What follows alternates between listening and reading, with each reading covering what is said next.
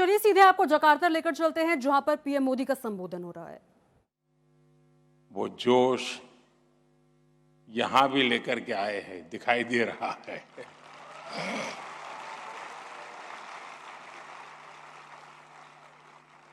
और एक अजब संयोग बना है, शायद आपने भी नोटिस किया होगा, लेकिन मैं उसका जिक्र करना चाहता हूं। मैं जब भी इंडोनेशिया आया हूं, फीफा वर्ल्ड कप का तूफान छाया होता है। पहली बार 18 में जकार्ता में कार्यक्रम हुआ था, फिर हम 2022 में बाली में मिले थे, और अब 2026 में फिर से जकार्ता में ही संवाद हो रहा है। और तीनों बार इंडोनेशिया में फुटबॉल की गूंज रही है। लेकिन साथियों, इंडोनेशिया में यहां इन तीनों कार्यक्रमों का मैन ऑफ द मैच एक ही है। इंडोनेशिया में रहने वाले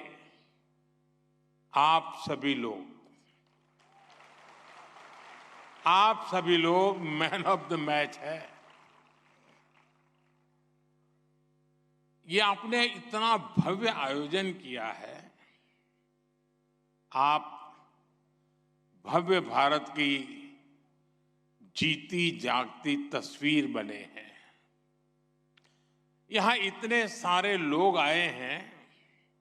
और साथियों, इस बार मैं अकेला नहीं आया हूं।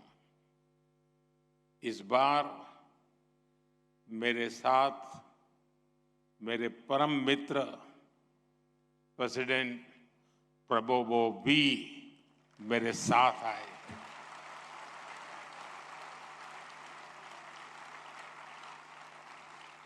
आज अपनी बात शुरू करने से पहले मैं उनके स्नेह के लिए, उनके शब्दों के लिए प्रेसिडेंट प्रबोवो का हृदय से बहुत बहुत आभार व्यक्त करता हूं।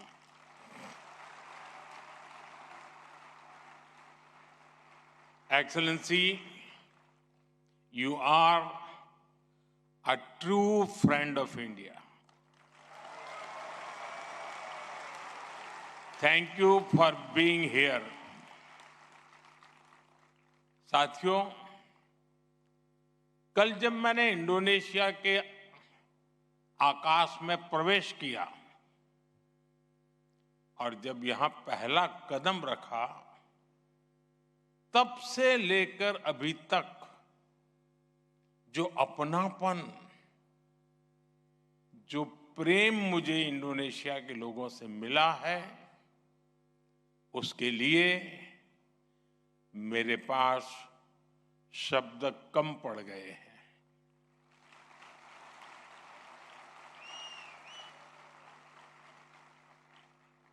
प्रेसिडेंट प्रबोवो द्वारा अपने मंत्रिपरिषद के साथियों के साथ एयरपोर्ट पर मुझसे मिलने के लिए आना एक यादगार अनुभव रहा।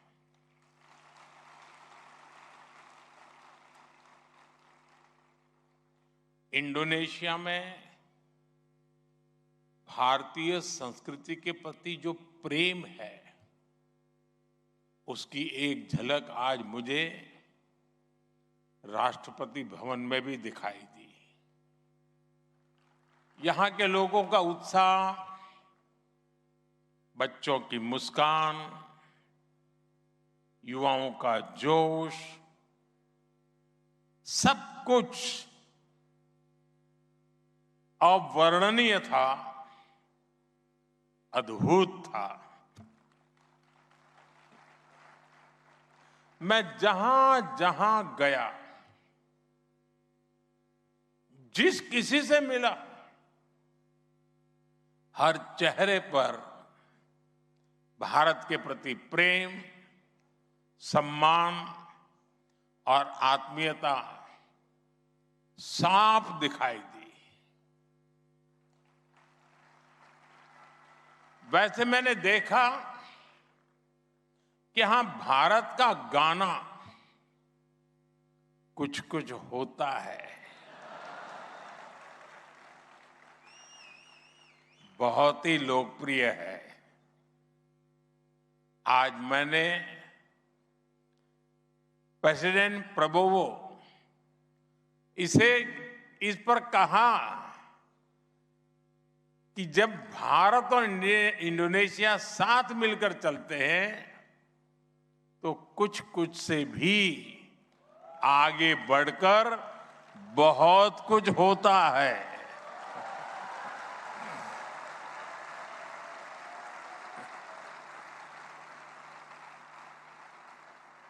साथियों, आज सुबह ही मुझे इंडोनेशिया का सर्वोच्च सम्मान प्राप्त करने का भी सौभाग्य मिला।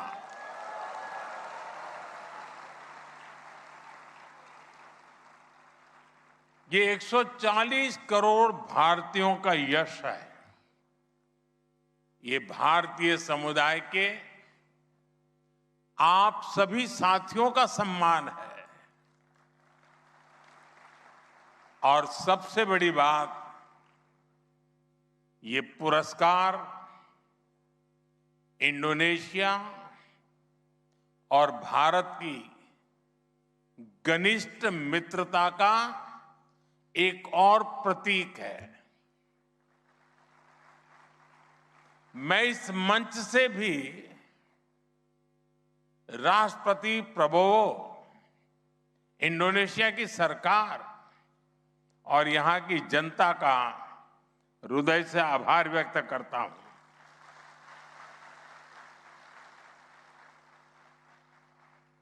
फ्रेंड्स, पिछले साल 26 जनवरी को भारत ने अपना गणतंत्र दिवस धूमधाम से मनाया। 26, 2 और 6, 2 + 6 =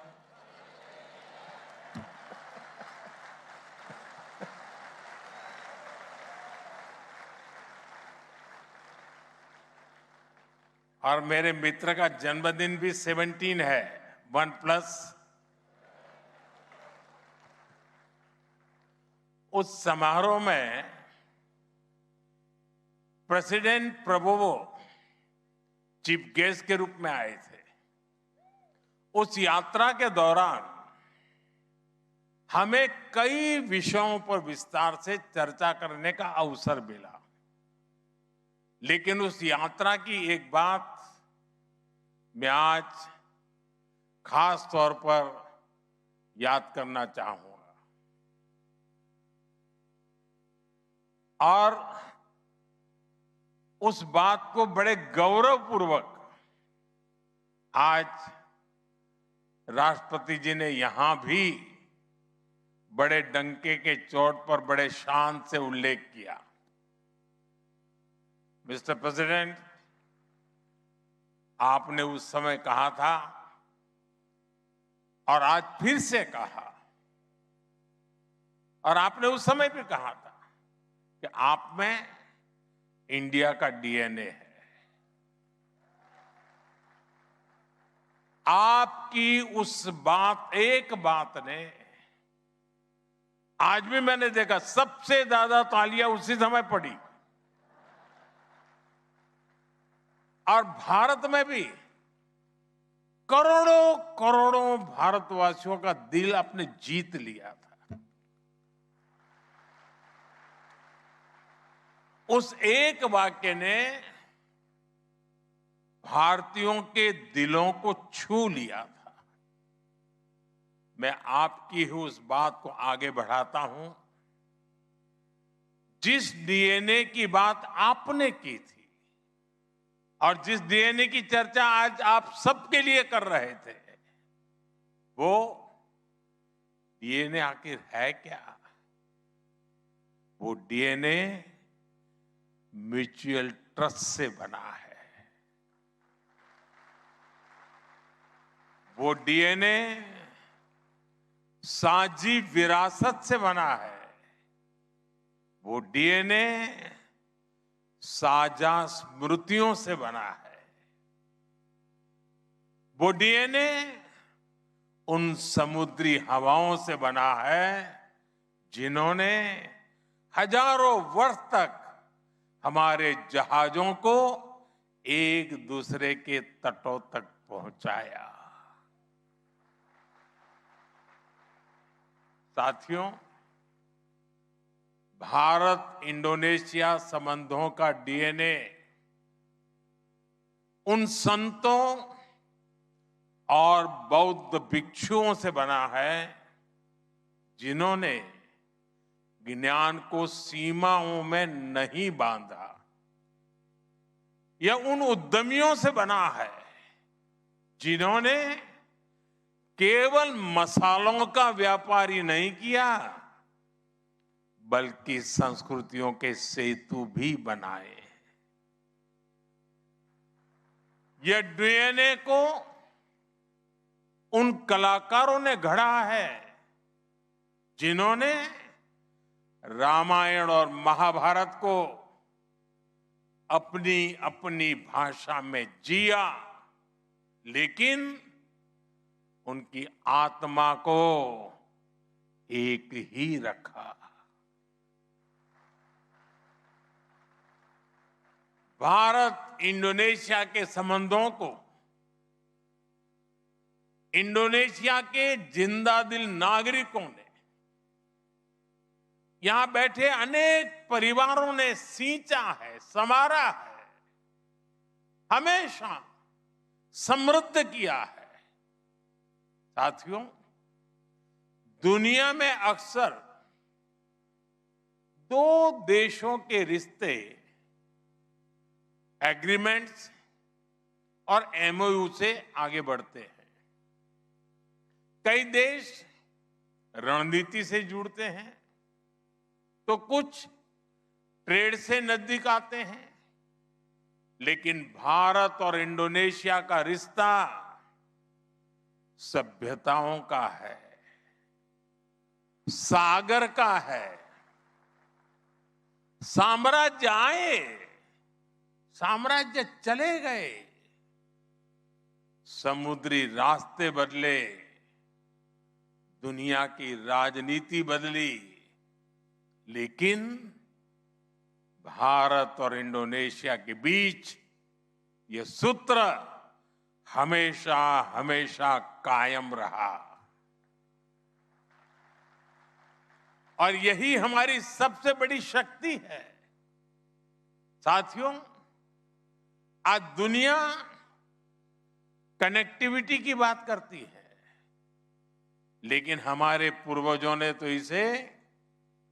इस कनेक्टिविटी को जीकर दिखाया था। आज दुनिया की सप्लाई चेन्स भरोसे के अभाव में टूट रही है, लेकिन भारत और इंडोनेशिया ने उस समय सप्लाई चेन का भरोसा जिंदा किया था जब ग्लोबल सप्लाई चेन की चर्चा भी नहीं थी। और मुझे खुशी है कि आज भारत और इंडोनेशिया उसी भरोसे की पूंजी के साथ मिलकर एक नया फ्यूचर लिख रहा है। और इस शानदार फ्यूचर के बहुत बड़े लाभार्थी आप सभी लोग हैं। इंडोनेशिया में रहने वाले भारतीय समुदाय है। साथियों, आजकल सोशल मीडिया का जमाना है और सोशल मीडिया के जमाने में कोलैब की बड़ी चर्चा होती है, लेकिन भारत और इंडोनेशिया तो सदियों से कोलैब करते आया थे। इंडोनेशिया के कुताई में पुराने संस्कृत शिलालेखों की वजह ये कॉलेज ही रहा। नालंदा यूनिवर्सिटी में यहां के स्कॉलर्स के पहुंचने की वजह ये कॉलेज ही तो था। कटक का बाली यात्रा उत्सव हो, महानदी में केले के तनों से बनी नावों को चलाने की परंपरा हो, वयांग कुलित में महाभारत का मंचन हो, वैशाख पिलग्रिमेज हो या देवी श्री की पूजा हो, हर परंपरा में भारत और इंडोनेशिया का ये कोलैब साफ साफ दिखाई देता है। साथियों, भारत और इंडोनेशिया के कोलैब का ये इतिहास जितना पुराना है उतना समृद्ध भी है। सुमात्रा का मुआरो जाम्बी प्राचीन काल में नालंदा का एक सिस्टर इंस्टीट्यूशन हुआ करता था। मुझे बहुत संतोष है कि अतीत की उसी ट्रेडिशन को आज हम रिवाइव कर रहे हैं। आप सभी जानते ही हैं, अब नालंदा यूनिवर्सिटी नए अवतार में सामने आई है और वहां इंडोनेशिया के भी अनेक स्टूडेंट्स ने एडमिशन लिया है। यानी 21वीं सदी में अतीत की प्रेरणा से हम दोनों देश एक नए भविष्य की दिशा तय कर रहे हैं। साथियों, भारत और इंडोनेशिया दिल से भी करीब है और भूगोल से भी निकट के पड़ोसी है। भारत के ग्रेट निकोबार द्वीप से इंडोनेशिया के आचे की दूरी लगभग 150 किलोमीटर है। सोचिए, भारत के एक द्वीप से इंडोनेशिया भारत के राज्यों से भी ज्यादा करीब है। इंडोनेशिया में आने वाले हर भारतीय को यहां अपनापन महसूस होता है। यही कारण है कि वर्षों से हमारे दोनों देश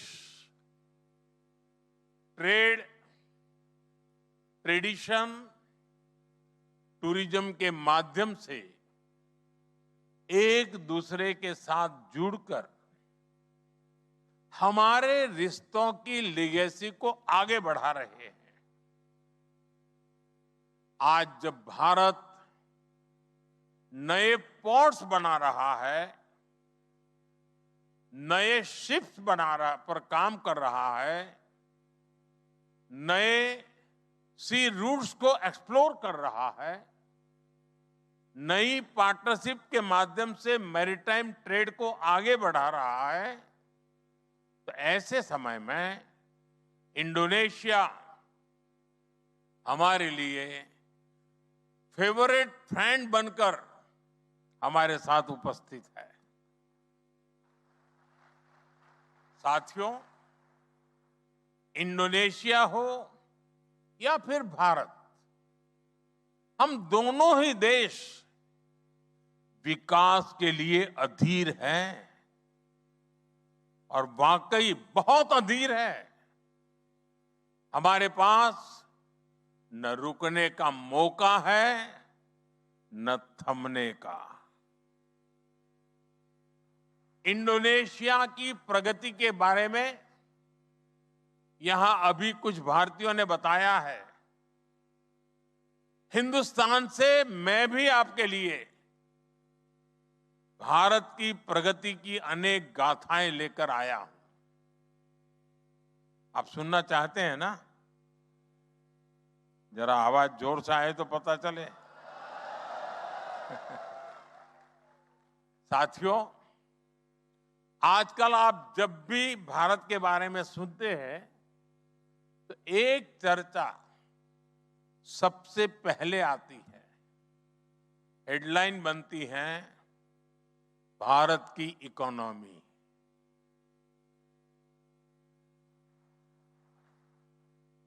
कोई कहेगा इतने ट्रिलियन डॉलर की इकोनॉमी हो गई है। कोई जीडीपी ग्रोथ की बात करेगा। कोई बताएगा कि पिछले 10-12 वर्षों में इकोनॉमी में इतना उछाल आ गया। आपको भारत की एक से बढ़कर एक उपलब्धियां सुनने मिलेगी। मिलती है ना? बताइए तो। आज भारत की अर्थव्यवस्था दुनिया की ग्रोथ को ड्राइव करने में बड़ी भूमिका निभा रही है। जब दुनिया पर कोरोना का इतना बड़ा संकट आया तो भी भारत की अर्थव्यवस्था ठप नहीं पड़ी। जब वेस्ट एशिया का इतना बड़ा संकट चल रहा था तब भी भारत की इकोनॉमी थमी नहीं, बल्कि पिछले वर्ष का जो लास्ट क्वार्टर मार्च में खत्म होता है तब हमारी ग्रोथ रेट 7.7% रही है।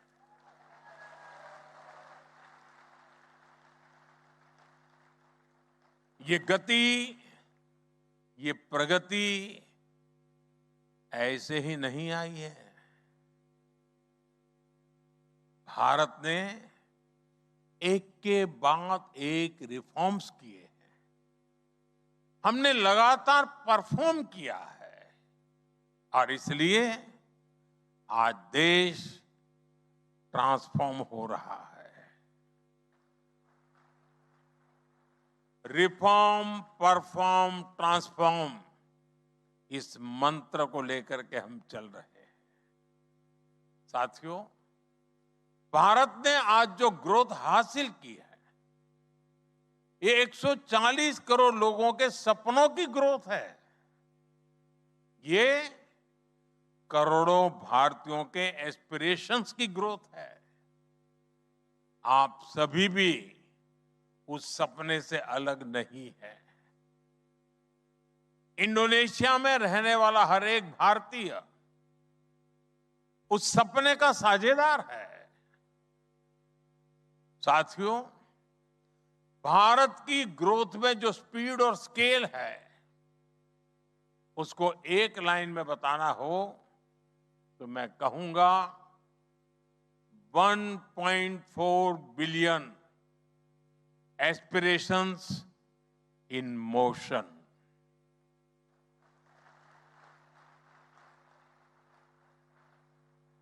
आज भारत के गांव देहात से लेकर शहरों तक का नागरिक एस्पिरेशन से भरा हुआ है। हर किसी में ये आत्मविश्वास आया है कि हां, हम ये सफलता हासिल कर सकते हैं। साथियों, मैं आपको एक उदाहरण देता हूं। आप भी जानते हैं कि हर इंसान के लिए अपने घर का सपना कितना बड़ा सपना होता है।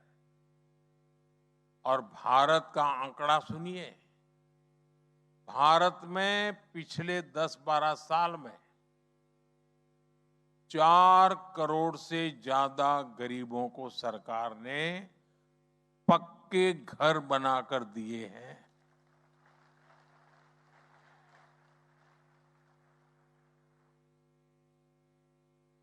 ये आंकड़ा इतना बड़ा है कि इतने तो कई देशों में कुल घरों की संख्या भी नहीं होती है। साथियों, जब लोगों को अपना घर मिलता है, एक सम्मानजनक जिंदगी मिलती है, तब इन करोड़ों भारतीयों की एस्पिरेशंस को गति मिलती है। ड्रीम्स मोशन में आते हैं। साथियों, मैं आपको भारत में सोशल सिक्योरिटी कवर का दिलचस्प आंकड़ा दूंगा। 12 साल पहले भारत में 25 करोड़ लोगों के पास सोशल सिक्योरिटी कवर था। आज करीब 100 करोड़ भारतीय सोशल सिक्योरिटी के दायरे में आ गए हैं। और अब जो आंकड़ा मैं आपको बताने जा रहा हूं, वो सुनकर आप हैरान ही रह जाएंगे। भारत में एक योजना चलती है, प्रधानमंत्री सुरक्षा बीमा योजना। इस योजना के तहत साल में सिर्फ 20 रुपये में, एक साल में 20 रुपया सुनाई देता है ना? एक साल में सिर्फ 20 रुपये के प्रीमियम पर 2 लाख रुपए का एक्सीडेंटल इंश्योरेंस मिलता है।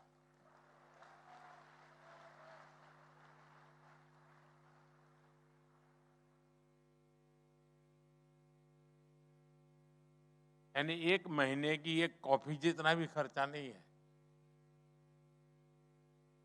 दुनिया में ये कहीं मिले न मिले, लेकिन ये भारत में मिल रहा है।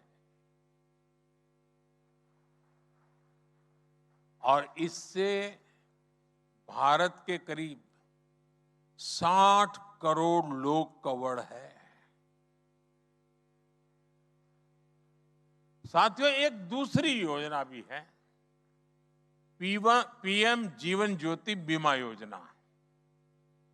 इस योजना में हर रोज के करीब एक दिन का 1.5 रुपया, हर रोज के करीब 1.5 रुपये के प्रीमियम पर लाइफ इंश्योरेंस मिलता है। एक रोज के सिर्फ 1.5 रुपया, यानी एक कॉफी भी 1.5 रुपये से ज्यादा कीमत लगती है। और भारत में अभी 28 करोड़ लोग इस योजना से जुड़े हैं। साथियों, सरकार की इन दोनों योजनाओं के तहत अब तक करीब 22,000 करोड़ रुपए का क्लेम लोगों को दिया जा चुका है। 22,000 करोड़, 22,000 करोड़ रुपीस। लोगों के जीवन में जब संकट आया तो सरकार उनकी साथी बनकर उनके साथ खड़ी रही है।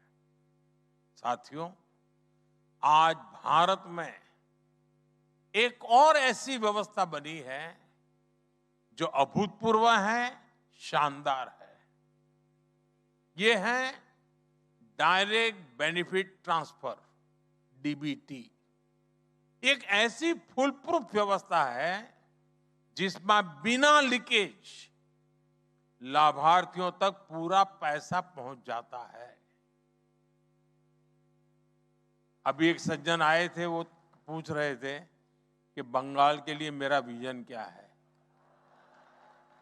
ये विजन है direct benefit transfer, no leakage, no कटकी। और ये पैसे भी सीधे उनके बैंक अकाउंट में। आप कल्पना कर सकते हैं, बीते 12 साल में, ये आंकड़े जरा आपको चौंकाने वाले हैं, बीते 12 साल में 50 लाख करोड़ रुपए, 50 ट्रिलियन रुपीज की मदद डायरेक्ट लोगों के बैंक अकाउंट में भेजी जा चुकी है। 50 लाख करोड़ रुपए। साथियों, जब ऐसी व्यवस्था बनती है तब लोगों का भरोसा बढ़ता है, तब लोगों में आत्मविश्वास आता है और तब 25 करोड़ भारतीय गरीबी को हरा करके, गरीबी को परास्त करके, गरीबी से बाहर निकल करके शान से जिंदगी जीने का आरंभ करते हैं।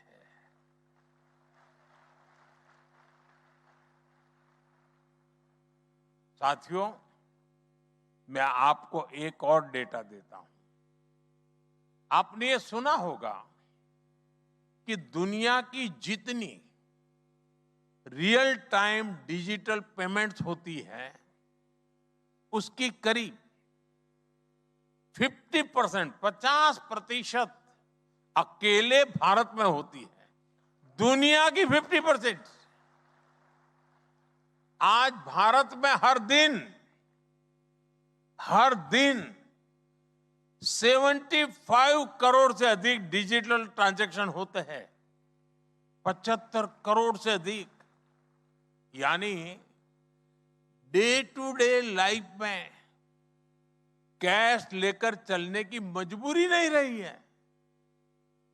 और हालात तो ये हो गए हैं कि लोग डेबिट कार्ड का पासवर्ड भूलने लगे हैं। बैंक एटीएम का पासवर्ड भूलने लगे हैं। बस यूपीआई से ही, मोबाइल फोन से ही काम हो रहा है। साथियों, जब सपने बड़े होते हैं तो सरकार के काम करने की स्पीड भी उतनी ही तेज हो जाती है।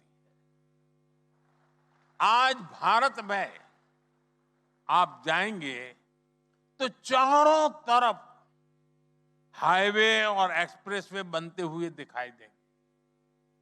12 वर्ष में हाईवे निर्माण की स्पीड 3 गुना बढ़ गई है।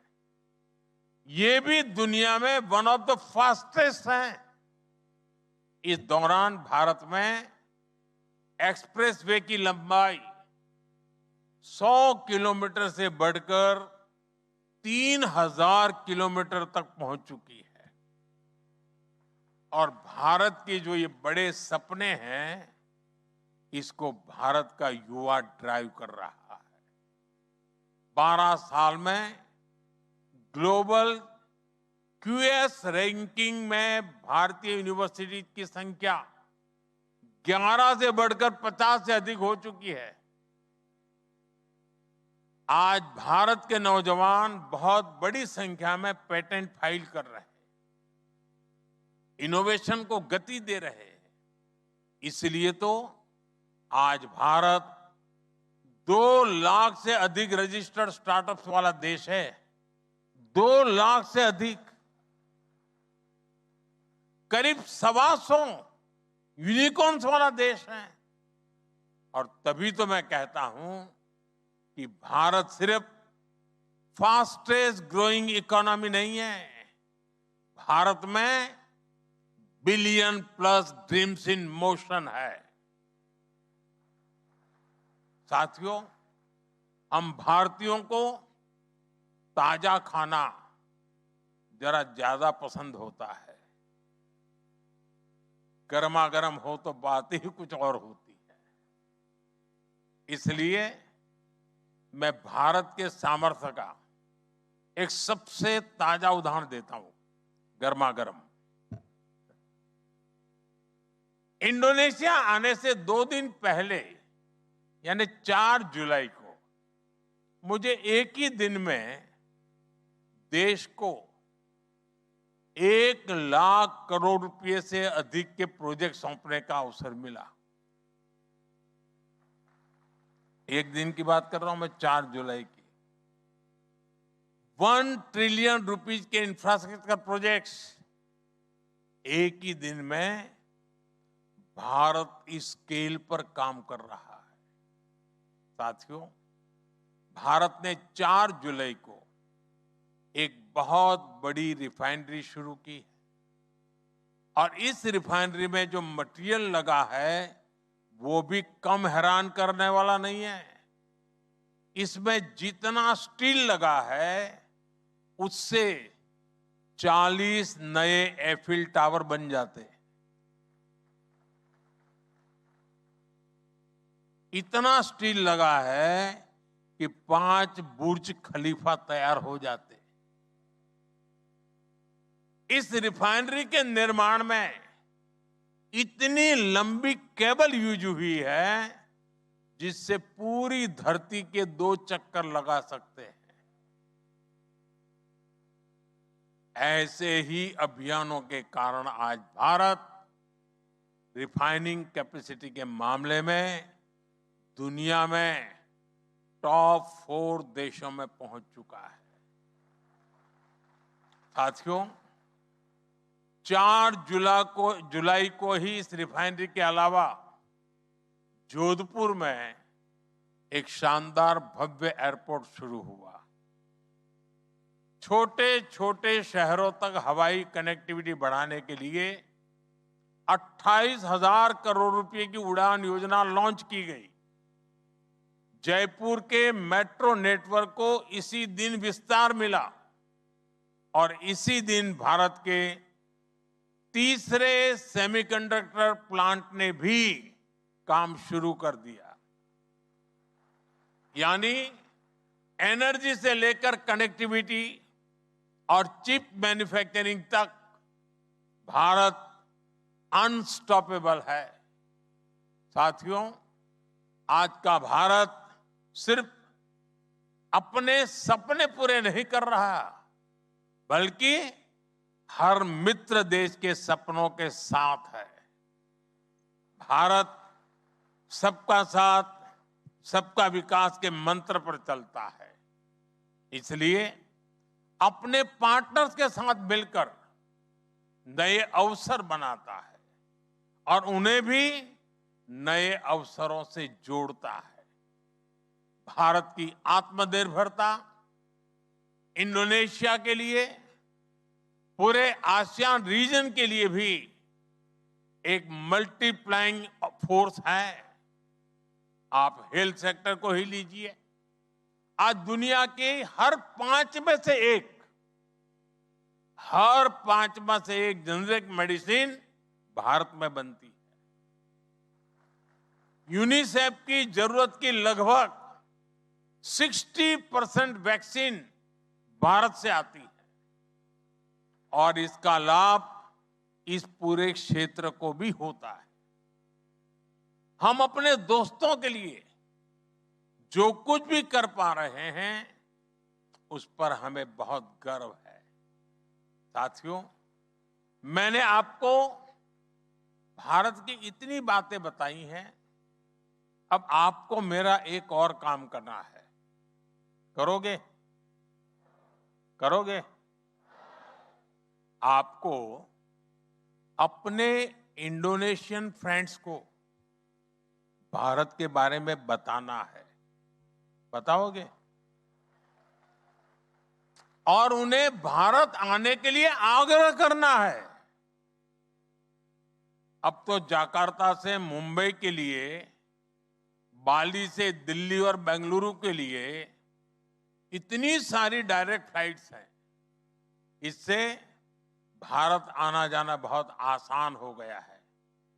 साथियों, भारतीय समुदाय में भी जो नई पीढ़ी है, जो युवा है, उनको भी आपको भारत के बारे में बताना है।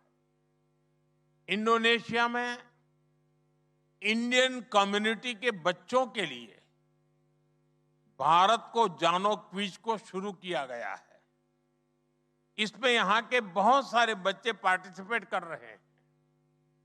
कर्टेन रेजर इवेंट में ही मुझे आपका बहुत उत्साह दिखा है।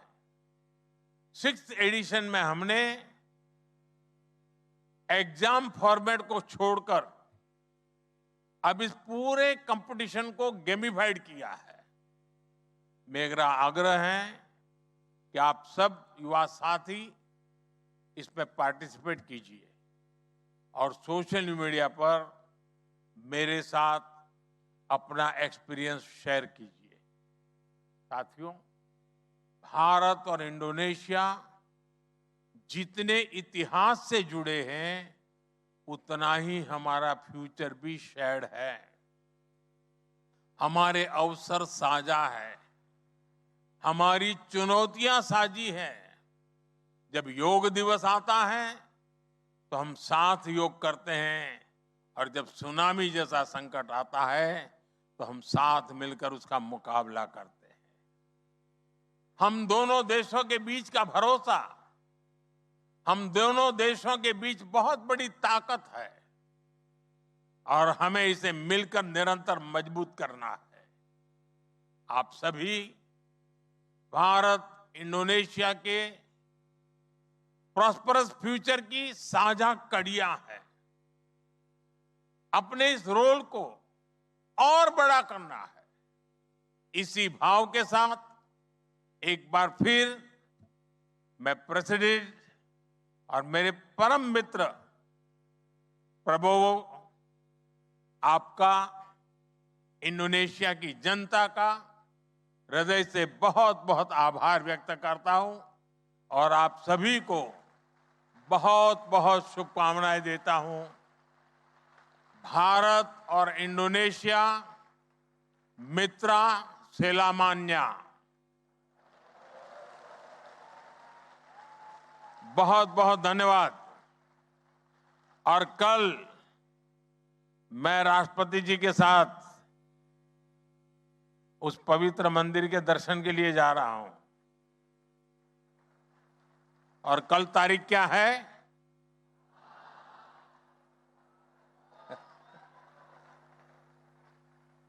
तो हमारा नाता भी इतना मजबूत है। और राष्ट्रपति जी, मैंने इतनी सारी योजनाएं बताई हैं, मैं आपको वादा करता हूं इस पर कोई कॉपीराइट नहीं है।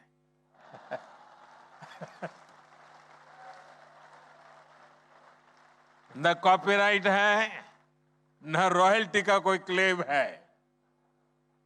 सबका साथ, सबका विकास, यही हमारा मंत्र है। बहुत बहुत धन्यवाद।